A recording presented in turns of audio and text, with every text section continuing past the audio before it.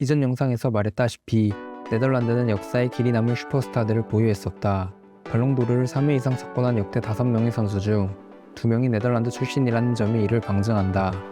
한 명은 위에서 언급한 요한 크루이프이고 나머지 한 명은 마르코 반 바스턴이다. 요한 크루이프에게 리누스 미엘스 감독이 있었다면 마르코 반 바스턴에게는 아리고 사키 감독이 있었다. 리누스 미엘스 감독이 만들어 놓은 현대 축구의 틀을 한 단계 발전시켰다고 일컬어지는 아리고 사키 감독은 기존의 압박의 개념에 간격의 개념을 주입시켰다. 이러한 자신의 개념을 구현하기 위한 포메이션으로 사키 감독은 4-4-2를 선택하였는데 그 이유는 다음과 같다. 세로 105m, 가로 68m의 그라운드로 부등분했을 때 4-4-2 포메이션은 다른 포메이션에 비해 즉각적인 압박을 가할 수 있는 범위가 더 많다는 것이다. 이는 80년대 유행했던 3-5-2 포메이션과 70년대 리누스 미엘스 감독이 사용했던 4-3-3 포메이션과 비교해보면 금방 알 수 있다. 4-4-2 포메이션은 즉각적인 압박의 노드가 생기는 부분이 두 군데인 반면 3-5-2 또는 4-3-3 포메이션은 즉각적인 압박의 노드가 생기는 부분이 네 군데이다. 그리고 4-4-2 포메이션에서 그라운드를 9등분이 아닌 12등분을 하게 되면 보기와 같이 각 선수들의 담당 구역이 매우 명확해지는 것을 알 수 있다. 이는 당연히 전반적인 팀의 밸런스를 유지하는 것을 용이하게 한다. 4-4-2 포메이션은 라인의 구분 또한 매우 직관적이다. 위의 그림과 같이 라인이 2개 이상 그어지면 간격이라는 개념이 생기는데 여기서의 간격은 중간격뿐만 아니라 현간격까지도 의미한다. 그리고 중간격과 현간격은 선수들 간의 간격뿐만 아니라 공격, 미드필더, 수비라인 간의 간격까지 모두 내포하는 개념이다. 라인의 구분이 직관적이라는 것은 빠른 라인 컨트롤을 통해 간격을 촘촘하게 유지하면서 압박을 할 수 있음을 의미한다. 이를 종합하면 아리고 사키의 4-4-2는 상대가 어느 위치에서 공을 잡든 팀 전체가 간격을 일정하고 콤팩트하게 유지하며 한 덩어리처럼 압박을 가할 수 있다는 의미가 된다. 이것을 사키의 이론이라고 해서 사키이즘이라고 표현하는데 쉽게 표현하면 질서정연하고 체계적인 팀 압박이라고 할 수 있다. 지금에 와서 70년대 리누스 미엘스 감독의 네덜란드 대표팀의 문제점을 꼬집어 보는 것은 큰 의미가 없다. 왜냐하면 미엘스 감독은 당시에 무에서 유를 만들어낸 것이고 필자는 현재 큰 유에서 작은 유를 볼 수 있는 상황에 서 있기 때문이다. 그래도 알아가는 차원에서 사키이즘과 비교해 보았을 때 70년대 네덜란드 대표팀의 가장 큰 문제점을 꼽자면 그것은 팀 압박 시 질서와 체계의 결여이다. 위의 그림은 74년 월드컵에서 네덜란드 대표팀이 선보인 플레이를 캡처한 것이다. 그 어떠한 사람도 위의 사진을 보고 질서 또는 체계라는 단어를 떠올리는 사람은 없을 것이다. 공을 가진 상대 선수에 대한 질서와 체계가 없는 전방위적인 팀 압박은 상대로 하여금 탈압박의 난이도를 낮추고 공을 탈출시켰을 때 상대에게 매우 광활한 공간을 허용한다. 이번에는 아리고 사키 시절의 AC 밀란 모습이다. 위에서 설명한 대로 콤팩트한 대응을 유지한 채 팀 전체가 하나의 몸통으로 압박하는 것을 볼 수 있다.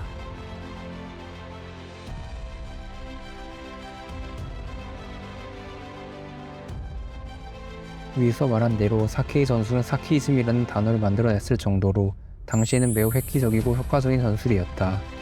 사키이즘을 바탕으로 AC 밀란은 80년대 후반과 90년대 중반까지 유럽 최강의 클럽으로 군림한다. 그리고 이 시절의 AC 밀란은 밀란 제너레이션이라고 부른다. 밀란은 80년대 후반부터 90년대 초반까지는 사키 체제, 90년대 초반부터 90년대 중반까지는 파비오 카펠로 감독 체제였는데 카펠로 감독은 사키가 밀란 감독을 맡고 있던 시절 밀란의 수석 코치였다. 기록을 보면 밀란 제너레이션 시절 AC 밀란이 얼마나 강력했는지를 알 수 있다. 밀란 제너레이션 시절 밀란은 자국 리그를 3연패 포함 4번 우승하였는데 세부 기록을 살펴보면 더욱 대단하다. 90-91 시즌 34라운드 파르마전을 시작으로 92-93 시즌 22라운드 라치오전까지 리그에서 단 한 판도 지지 않았다.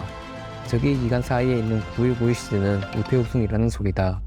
경기 수로 환산하면 리그 58경기 연속 무패인데 이는 아직까지도 깨지지 않고 있는 세계 신기록이다. 챔피언스리그 같은 경우는 2연패 포함 3번 우승하였다. 참고로 93-94 시즌 챔피언스리그 결승은 역사의 길이 남을 결승전 매치업이었다. 드림팀 바르셀로나와 밀란 제너레이션 AC 밀란의 격돌이었기 때문이다. 세간의 관심이 집중된 이 매치업은 AC 밀란의 완승으로 끝난다. 스포츠에는 결국 때려야 뗄 수 없는 단어가 하나 존재한다. 그것은 바로 최고라는 단어이다. 사람들은 궁금해한다. 현재 최고에 대해서, 그 시절 최고에 대해서, 그리고 역대 최고에 대해서. 그렇다면 축구 역사상 최고의 팀은 어디일까? 축구에서 개인과 달리 팀에서의 역대 최고에 대해서는 아직까지도 논쟁의 여지가 많다. 하지만 이 주제에 대해서 항상 거론되는 대표적인 팀들이 있다. 1950년대 매직 마자르 시절 헝가리, 유로피언컵 5연패 시절 레알 마드리드, 1970년 월드컵 우승팀 브라질, 1974년 토탈사커 네덜란드, 1970~80년대 리버풀, 티키타카 시절의 바르셀로나, 그리고 밀란 제너레이션 시절 AC 밀란 등이다. 그리고 축구 역사상 최고의 팀이란 주제에 항상 거론될 정도의 팀들에게는 당연하게도 항상 위대한 선수들이 있었다. 매직 마자르 시절 헝가리에는 푸스카스가 있었고, 유러피언컵 5연패 시절 레알 마드리드에는 디스테파노, 프란시스코 헨토가 있었다. 1970년 브라질에는 펠레와 히벨리누가 있었고, 1974년 네덜란드에는 크루이프, 1970~80년대 리버풀에는 케빈 키건과 그레이엄 스네스, 티키타카 시절의 바르셀로나에는 세얼가니와 고트가 있었다. 그렇다면 밀란 제너레이션 시절에는 누가 있었을까? 바레시, 말디니, 도나노니 등 많은 뛰어난 선수들이 있었으나 그 시절의 AC 밀란은 오렌지 삼총사를 빼놓고는 이야기가 되지 않는다. 오렌지 삼총사는 그 당시 AC 밀란에 있었던 네덜란드 출신의 스타 플레이어 3명을 일컫는 말이다. 프랑크 레이카르트, 러드 굴리트, 마르코 반 바스턴이 그 주인공들이다. 참고로 네덜란드 역사상 발롱도르를 수상한 선수는 단 3명뿐인데 그중 2명이 오렌지 삼총사에 있다. AC 밀란이 구단 역사상 최고의 전성기를 구가하는데 큰 공을 세운 이 삼총사들은 네덜란드에도 트로피를 안겨준다. 오렌지 삼총사가 주축이 되어 차지한 유로8~8 타이틀은 아직까지도 네덜란드의 유일한 메이저 대회 타이틀이다.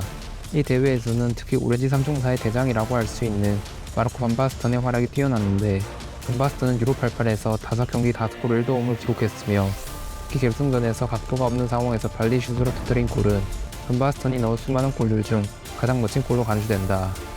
네덜란드 삼총사는 유로8~8에서의 활약에 힘입고 1988년 발롱도르 최상단 3자리를 모두 차지한다.